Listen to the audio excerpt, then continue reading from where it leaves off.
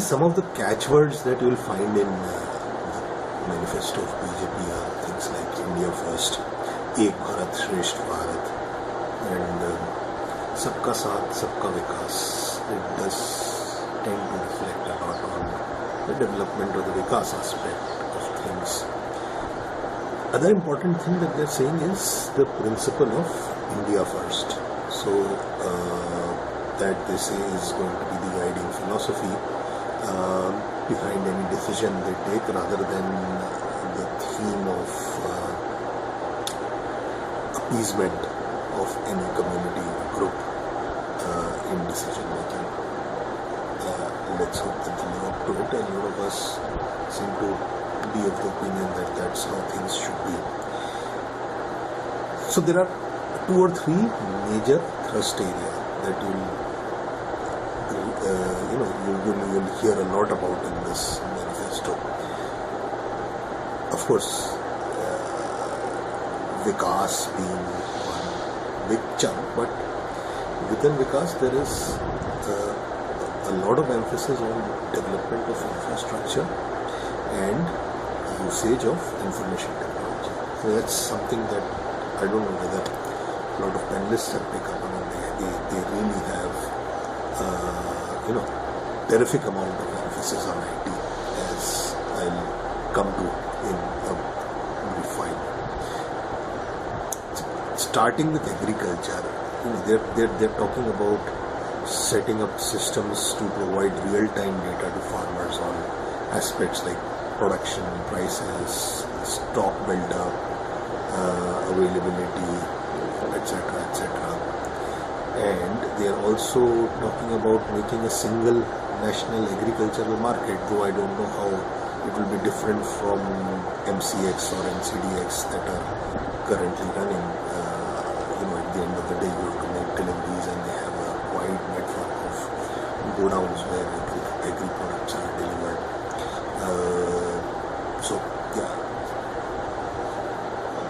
Though it is not elaborated how this national agriculture market will function, but as a concept it is present.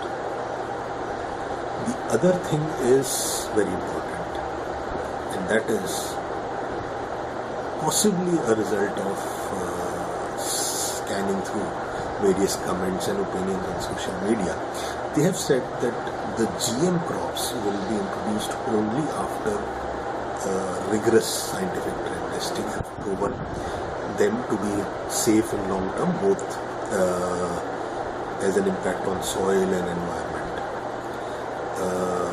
If you know that Gujarat has introduced GM crops very aggressively, and this whole Gujarat model thing that is coming as the center stage of campaign, this particular feature is actually going against what is happening in Gujarat, maybe more towards what a lot of people have been expressing on things like Facebook, Twitter, etc. That GM crops will not be so aggressively introduced. I feel that's a good thing.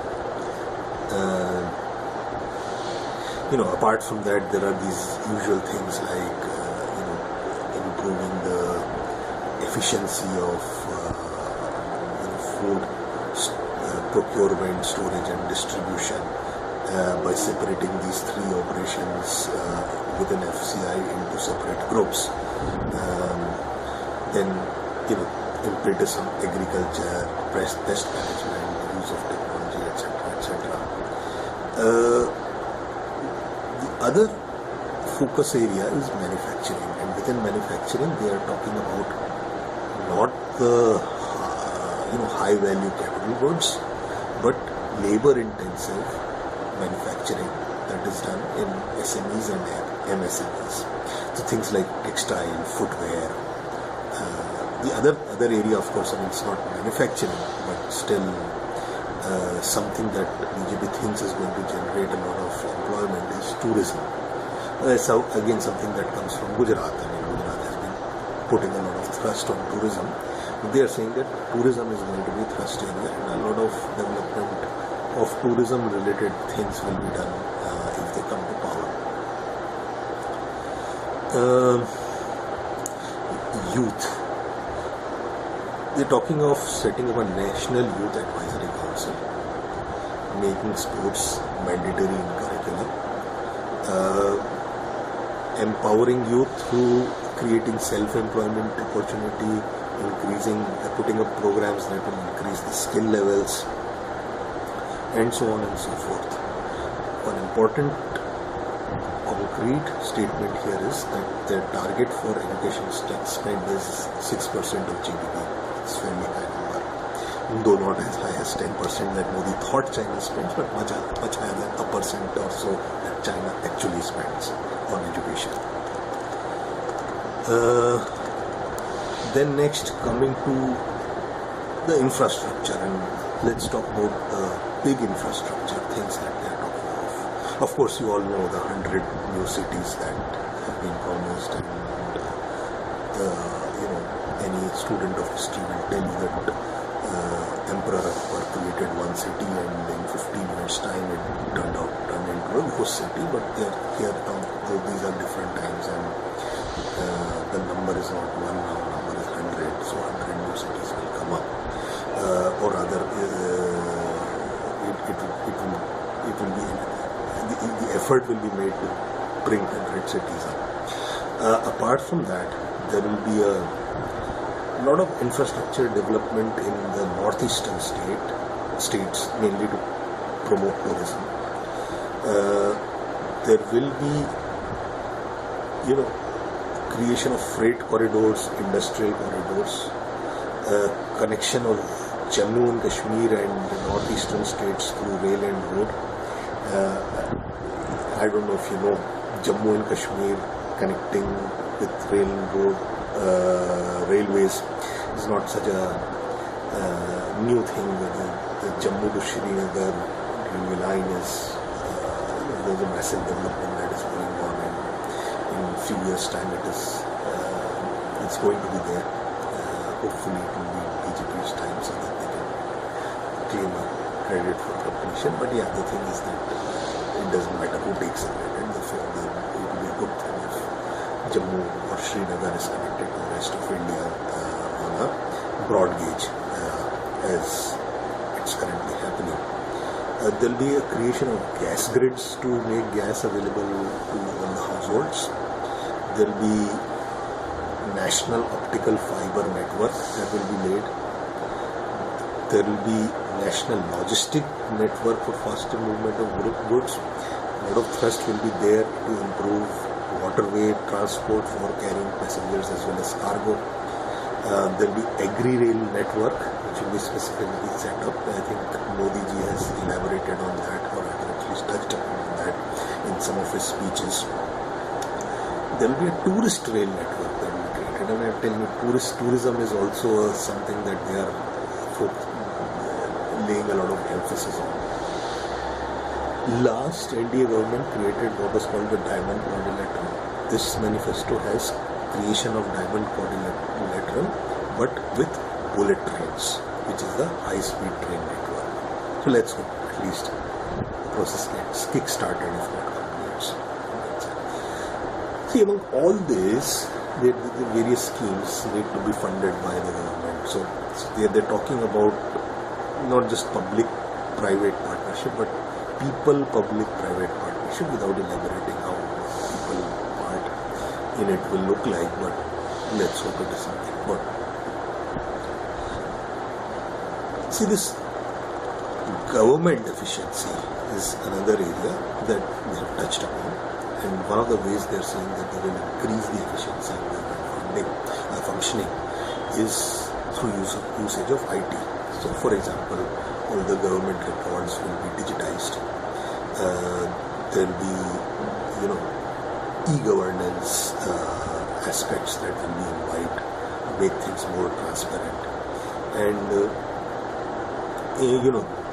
IT is becoming so much of a buzz thing in this entire manifesto, that from prevention of crime, prevention of terrorism, functioning of government, improvement in agriculture, youth empowerment, everywhere, one of the things that they're saying that they will use is IT. So I mean, personally, I definitely am all for it, and also hope that they really find good people who can translate some of these high-level visionary statements into more concrete, detailed items which can be actioned upon and which really create leverageable technology in achieving or doing some of these things. Of course, all these things will require a lot of spending. There is nothing much in the manifesto which says how this spending will be,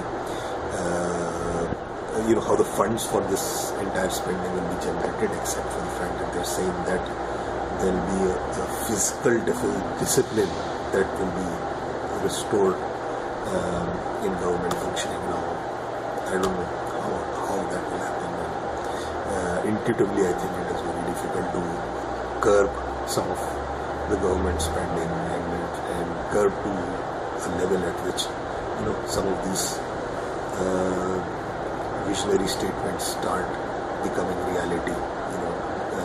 Savings to that kind of a level. Anyway, that is something that BJP will have to think about if and when they form a government. I mean, at an idea level, these are certainly some of the things which should be done. Then, in terms of competency development, they are talking about a lot of new things or institutes or learning institutions that will be set up, starting with regional center of excellence for scientific research in nanotechnology, material sciences, thorium technology, brain research, big data and analytics institute. Again, the new trend in IT side of things also finds a mention here in terms of the new universities or learning centers that the government will create.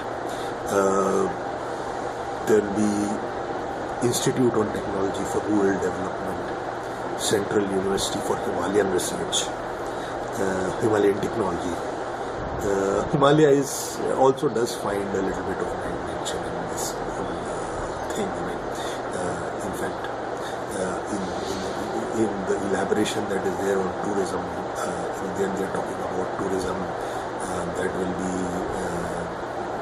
Himalaya is one theme of the tourism, desert being another, spiritual tourism being third, the heritage part being another, and so on and so forth. So yeah, Himalaya does find a lot of mention. There are some elements on Himalayan conservation, including setting up of Himalayan sustainability funds. A lot of emphasis on ecological audits of various projects. Emphasis of thrust on green technologies, green buildings, creating wildlife reserves, involving people in conservation projects, etc. Then the other area that people might be interested in doing is what is their view or standpoint on the security aspect. So one thing that they are saying very clearly is revival of NIA, which was disbanded by UPA, used to exist during NDA times. There will be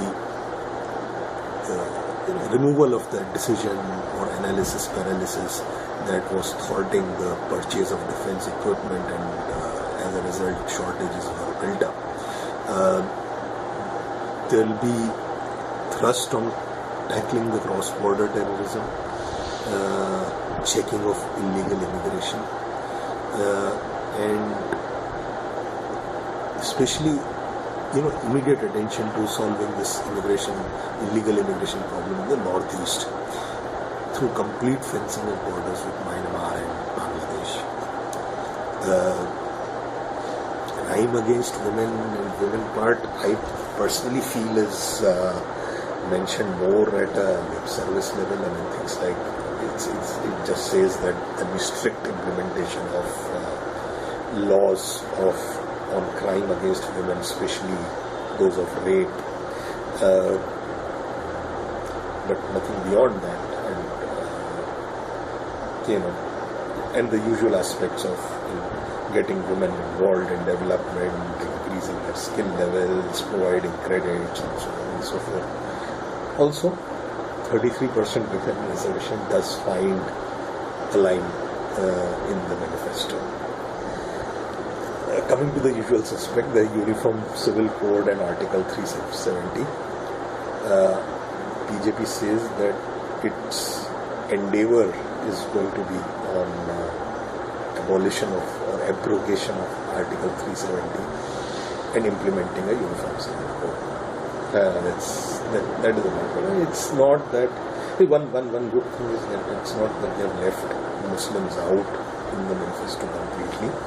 They do have few things over there as well. I mean, I'm not an expert to judge how significant or important these are, but we'll certainly list some of those.